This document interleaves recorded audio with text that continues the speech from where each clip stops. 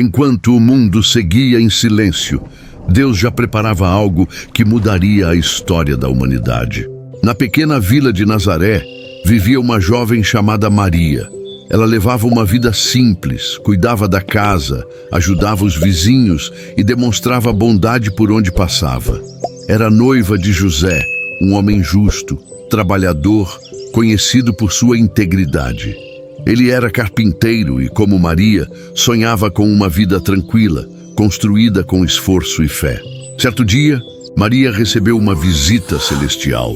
O anjo Gabriel apareceu a ela com uma mensagem que mudaria o curso da história. Ela havia sido escolhida para a maior e mais importante missão para um ser humano comum: dar à luz o Filho de Deus. Embora assustada, Maria aceitou com humildade. Com isso, o milagre começou a se cumprir. Maria partiu para visitar sua parenta Isabel, que também estava grávida por obra de Deus. Ficou com ela por cerca de 3 meses, onde ali dividiram suas histórias, medos e alegrias. Depois, voltou para Nazaré, agora visivelmente esperando um filho.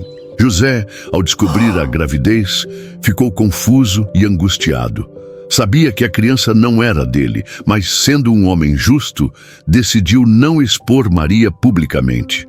Planejava deixá-la em silêncio, mas durante a noite teve um sonho enviado por Deus, que revelou a verdade. A criança era concebida pelo Espírito Santo. José acordou decidido e aceitou o chamado. Assumiu Maria como esposa, mesmo sem consumar o casamento até o nascimento da criança. Naqueles dias, o imperador César Augusto decretou um recenseamento em todo o império. Cada um deveria ir à sua cidade de origem para ser registrado. José, sendo descendente de Davi, precisou viajar com Maria até Belém, na Judéia. A viagem foi longa e cansativa, especialmente para Maria, que estava grávida. Ao chegarem, a cidade estava cheia e não havia lugar nas hospedarias. Foi em meio à simplicidade e ao silêncio da noite que o milagre aconteceu. O Salvador não veio como um conquistador inacessível. Maria deu à luz seu filho primogênito. Ela o envolveu em panos e o colocou em uma manjedoura, pois não havia lugar para eles na hospedagem. Aquele era o prometido. Em pensar que o primeiro choro do Messias seria ouvido por uma moça simples e um carpinteiro que estava cansado da longa viagem. Enquanto isso, na manjedoura, Maria guardava cada detalhe daquela gloriosa noite no coração, sem compreender completamente o que estava por vir. Mas Deus estava com eles. A história da salvação tinha começado. O céu se abriu em glória e os anjos celebraram o acontecimento. Próximo dali, havia um grupo de pastores de ovelha que cuidavam dos rebanhos durante a noite, sem saber que aquela não seria uma noite comum.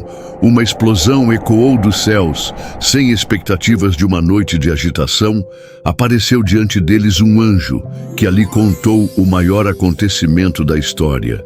E antes que o anjo pudesse finalizar sua fala, um exército de anjos rasga os céus e glorificam e cantam louvores dizendo: glória a Deus nas alturas e paz na terra aos homens aos quais ele concede o seu favor. Então, o anjo lhes contou a notícia de que havia nascido na cidade de Davi aquele que salvaria o mundo. A notícia se espalhou, e os humildes vieram ver o menino envolto em panos, deitado entre o feno, como lhes fora anunciado. Em terras distantes do Oriente, homens sábios observavam os céus em busca de sinais. Quando avistaram uma estrela incomum, entenderam que algo grandioso havia acontecido. A estrela os guiou por desertos e montanhas até que chegaram à terra de Judá. Seguindo a luz celeste, caminharam com devoção até encontrarem o menino em uma casa simples junto de sua mãe. Cheios de reverência, prostraram-se diante da criança. Trouxeram presentes de grande valor: ouro, representando realeza; incenso, simbolizando divindade; e mirra, prenunciando sofrimento e sacrifício. A adoração dos magos confirmou que aquele menino, nascido em humildade, era digno de honra eterna. advertidos em sonho para não voltarem ao caminho anterior, seguiram por outra rota de volta à sua terra. 8 dias depois, o menino foi circuncidado, conforme a tradição, e recebeu o nome de Jesus, que havia sido informado sobre este nome pelo anjo antes que a gravidez começasse. Nos 4 evangelhos do Novo Testamento, o seu nome é o mais comum. Quando o próprio Deus escolheu o nome de seu filho, escolheu um nome humano e tão comum que facilmente seria encontrado em outra criança, jovem, adulto ou velho daquela época.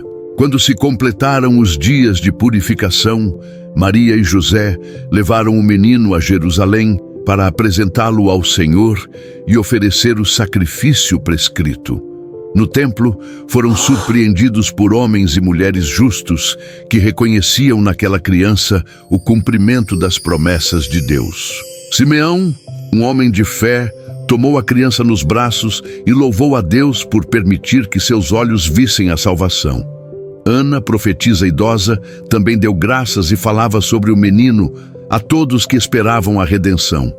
José e Maria se admiravam com tudo o que era dito a respeito do filho e voltaram para sua cidade com o coração cheio de reverência. À mesma noite, José recebeu uma advertência divina, pois a ameaça de morte pairava sobre o menino. Com prontidão, tomou Maria e o filho, partindo silenciosamente rumo ao Egito. Lá, permaneceram como estrangeiros, até que a ameaça cessasse. Herodes, enfurecido pela ausência dos magos, que outrora foram visitar a Jesus e disseram a ele que voltariam com notícias sobre o Salvador, mas devido ao aviso dos anjos, não retornaram a ele. Por isso Herodes ordenou a morte de todos os meninos de Belém com até 2 anos. E assim se cumpriu o lamento antigo, de mães chorando por seus filhos e recusando consolo. Passado o tempo do perigo, uma nova direção foi revelada. José, obediente, levou sua família de volta à terra de Israel. Porém, temendo o sucessor de Herodes, estabeleceu-se na região da Galileia, numa cidade chamada Nazaré. A criança crescia em sabedoria, estatura e graça diante de Deus e dos homens. Em silêncio, o plano divino se desenrolava. O universo, maravilhado, vendo o crescimento daquele que iria sacudir os alicerces do mundo e nos salvar de nossos pecados, assistiu de perto Maria, trocando suas fraldas, assistiu ao Todo-Poderoso dar seus primeiros passos, ou simplesmente ser picado por mosquitos. O Rei de todo o universo, vivendo e crescendo da maneira mais comum. Ano após ano, a família subia a Jerusalém para as festas sagradas. Quando Jesus completou 12 anos, subiram como de costume. Na volta, perceberam sua ausência entre os companheiros de viagem. 3 dias depois, encontraram-no no templo, assentado entre os mestres, ouvindo e fazendo perguntas. Todos se admiravam com sua sabedoria. Será que o Messias, nessa época, já sabia o que ele era e o que representaria sua vinda? Maria guardava tudo em seu coração, e o menino retornou com eles para Nazaré, vivendo em obediência. O tempo passou, e a voz de um mensageiro começou a ecoar no deserto da Judéia. Era João, filho de Zacarias, vestido de roupas simples e alimentando-se de forma rudimentar. Ele clamava por arrependimento, anunciando que o reino dos céus estava próximo. Multidões vinham de toda parte, confessando seus pecados e sendo batizadas no Rio Jordão. João preparava o caminho para aquele que viria depois dele. Um dia, entre a multidão, chegou Jesus, vindo da Galileia. Ao ser batizado por João, os céus se abriram. Algo extraordinário aconteceu. O Espírito desceu sobre ele em forma visível e uma confirmação divina se manifestou. A partir dali, algo grandioso se iniciou. Logo após, com a pele e as vestimentas ainda molhadas de seu batismo, se afastou de comida e dos amigos, e foi em direção de um lugar que todos os homens gostariam de manter distância, conduzido pelo Espírito Santo. Ficou 40 dias no deserto, onde o diabo o tentava todo o tempo.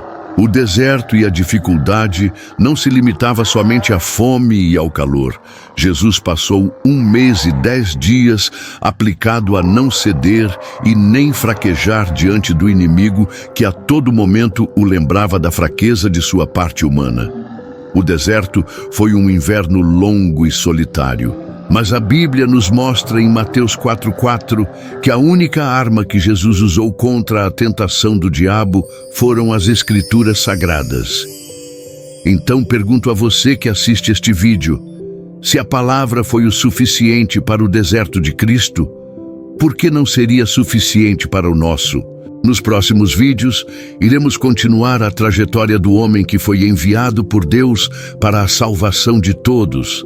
Então não deixe de se inscrever, curtir e ativar o sininho para não perder as próximas palavras de fé e inspiração que nosso Deus nos enviou. Que Deus te abençoe e até o próximo vídeo.